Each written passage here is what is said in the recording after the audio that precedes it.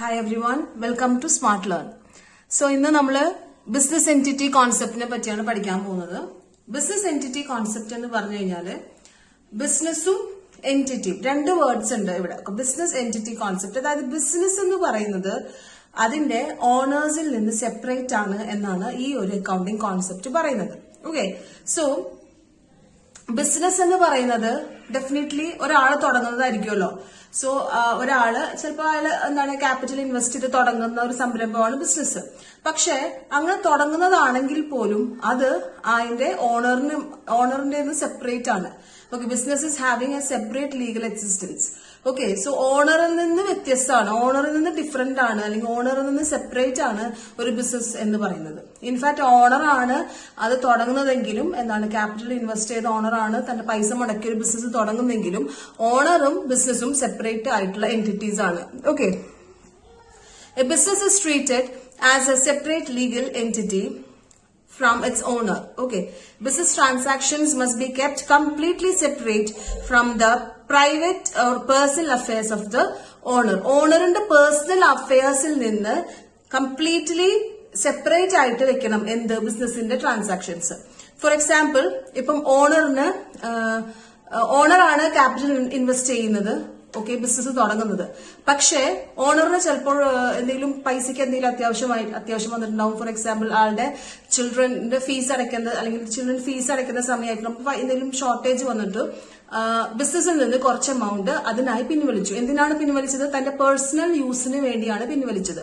Okay, അപ്പോ നമുക്ക് ഇങ്ങനെ ക്ലെയിം ചെയ്യാൻ പറ്റില്ല. അതായത് എന്റെ ബിസിനസ് ആണ്, എനിക്ക് ഇഷ്ടമുള്ള പോലെ ഞാൻ ആ പൈസ ചെയ്യും, അല്ലെങ്കിൽ എനിക്ക് ഇഷ്ടമുള്ള എത്രയും എമൗണ്ട് ഞാൻ അതിന് എടുക്കും, ഞാനാണ് ആ പൈസ ഇറക്കിയത്, ഞാൻ ക്യാപിറ്റലാണ് ഇൻവെസ്റ്റ് ചെയ്തത്, സോ എന്റെ ഇഷ്ടത്തിനനുസരിച്ച് എനിക്കൊരു നീഡ് എന്റെ പേഴ്സണൽ ആവശ്യത്തിന് വേണ്ടി ഞാൻ അതിന് എടുക്കുമെന്ന് നമുക്ക് പറയാൻ പറ്റില്ല. അങ്ങനെ എടുക്കുകയാണെങ്കിൽ തന്നെ അത് സെപ്പറേറ്റ് ആയിട്ട് നമ്മൾ എന്ത് ചെയ്യും? റെക്കോർഡ് ചെയ്യും. ഓക്കെ, സോ നിങ്ങൾക്ക് ഈ പിക്ചർ നോക്കി കഴിഞ്ഞാൽ മനസ്സിലാവും, ഓണർ എന്താണ് ക്യാപിറ്റൽ ഇൻവെസ്റ്റ് ചെയ്തിട്ട് ബിസിനസ് തുടങ്ങി. Okay, so owner invested capital and he started a business. Okay, so ഇതാണ് ക്യാപിറ്റൽ. സോ ഈ ക്യാപിറ്റൽ എപ്പോഴും ഈ ബിസിനസിനെ സംബന്ധിച്ചിടത്തോളം ഈ ക്യാപിറ്റല് ബിസിനസിന്റെ ലയബിലിറ്റി ആണ്. അതായത് നമ്മൾ കടം വാങ്ങിയ ഒരു രീതിയാണ്, അല്ലെങ്കിൽ കടത്തിന് വാങ്ങിയ ഒരു രീതിയാണ് ഇവിടെ ഈ ക്യാപിറ്റൽ എന്ന് പറയുന്നത്. ഓക്കെ, സോ ഇതിന്റെ തിരിച്ചു കൊടുക്കേണ്ട ഏത് നിമിഷം നമുക്ക് എന്താണ് തിരിച്ചു കൊടുക്കേണ്ടതാണ് എന്നുള്ള രീതിയിലാണ് ഇത് റെക്കോർഡ് ചെയ്യുന്നത്. Okay, so owner capital invest ചെയ്ത് ബിസിനസ് തുടങ്ങി. ഓക്കെ, ആ ബിസിനസ് ഓണറിന്റെ ആണ്, അല്ലെങ്കിൽ അതിന്റെ ഓണറാണ് അതെല്ലാം മാനേജ് ചെയ്യുന്നത്, ആളുടെ പൈസയാണ് ഇറക്കിയിട്ടുള്ളത്, അതെല്ലാം ഫൈൻ ആണ്. പക്ഷെ ആൾക്കൊരു പേഴ്സണൽ യൂസ് വരുമ്പോൾ അതൊരിക്കലും ഇത് ബിസിനസ്സിൽ നിന്ന് എടുക്കാനായിട്ട് സാധിക്കില്ല. എടുക്കാനായിട്ട് സാധിക്കും പേഴ്സണൽ യൂസിന്, പക്ഷെ അത് നമ്മൾ എന്താണ് റെക്കോർഡ് ചെയ്യും ഡ്രോയിങ്സ് എന്ന പേരിൽ. ഓക്കെ, സോ ഇവിടുന്ന് ഇങ്ങോട്ട് ഇൻവെസ്റ്റ് ചെയ്യുന്നത് ക്യാപിറ്റലും ഇവിടുന്ന് ഇങ്ങോട്ട് പിൻവലിക്കുന്നതിന് നമ്മൾ ഡ്രോയിങ്സ് എന്നാണ് പറയുന്നത്. അതായത് ഓണർ തന്റെ പേഴ്സണൽ യൂസിന് വേണ്ടി ബിസിനസ്സിൽ നിന്ന് പൈസ പിൻവലിക്കുന്നതിന് നമ്മൾ ഡ്രോയിങ്സ് എന്നാണ് പറയുന്നത്. ഓക്കെ, അത് പേഴ്സണൽ യൂസിന് വേണ്ടിയിട്ടായിരിക്കും, ബിസിനസ് ട്രാൻസാക്ഷൻസുമായി യാതൊരുവിധ ബന്ധവും ഇല്ലാത്തതായിരിക്കും. ഓക്കെ, അപ്പൊ ഇതിപ്പോ നമ്മള് എന്താണ് ബിസിനസ്സിൽ നിന്ന് പിൻവലിക്കുന്നത് നമ്മൾ ബിസിനസ്സുമായി റിലേറ്റ് ചെയ്തെന്ന് വിചാരിക്കുക, അല്ലെങ്കിൽ ബിസിനസിന്റെ ഒരു പാർട്ടായി എന്ന് വിചാരിക്കുക. അപ്പൊ നമ്മൾ ഈ എക്സ്പെൻസ് നമ്മൾ എന്താണ് ഇത് എവിടെയാ വരിക? ഇത് ചിലപ്പോൾ നമ്മൾ P&L അക്കൗണ്ടിൽ എക്സ്പെൻസ് എന്ന രീതിയിൽ ഇപ്പൊ സ്കൂൾ ഫീസ് എന്ന് പറഞ്ഞ നമ്മളൊരു എക്സ്പെൻസ് എന്ന രീതിയിൽ എഴുതി കഴിഞ്ഞു കഴിഞ്ഞാൽ നമ്മൾ എപ്പോഴും പറഞ്ഞിട്ടുണ്ട്, ഒരു ട്രാൻസാക്ഷൻ നമ്മളുടെ ഫൈനാൻഷ്യൽ സ്റ്റേറ്റ്മെന്റ്സിൽ എഴുതണമെങ്കിൽ അതിന് 2 ഇഫക്റ്റുകൾ ഉണ്ടായിരിക്കണം എന്ന് നിർബന്ധമായിട്ടും നമ്മൾ പറഞ്ഞിട്ടുണ്ട്. ഓക്കെ, എന്തൊക്കെയാണ് 2 ഇഫക്റ്റുകൾ? അതായത് നമ്മളിപ്പം ഒരു എക്സ്പെൻസ് എഴുതുകയാണെങ്കിൽ അവിടെ എന്താണ് ഒരു ഇൻകം, അല്ലെങ്കിൽ ഒരു ഇൻകം എന്താണ് അതിൽ നിന്ന് റിക്രൂട്ട് ചെയ്ത് വന്നിരിക്കണം. ഓക്കെ, സോ നമ്മളൊരു സ്കൂൾ ഫീസ് എന്ന് പറഞ്ഞൊരു എൻട്രി നമ്മൾ എഴുതുകയാണെങ്കിൽ അതിന് ഒരിക്കലും എന്താണ് അതിനൊരു രണ്ടാമതൊരു അല്ലെങ്കിൽ വേറൊരു ആസ്പെക്ട് ഇല്ല, ബിസിനസ്സുമായി ബന്ധമില്ലാത്തതാണ്.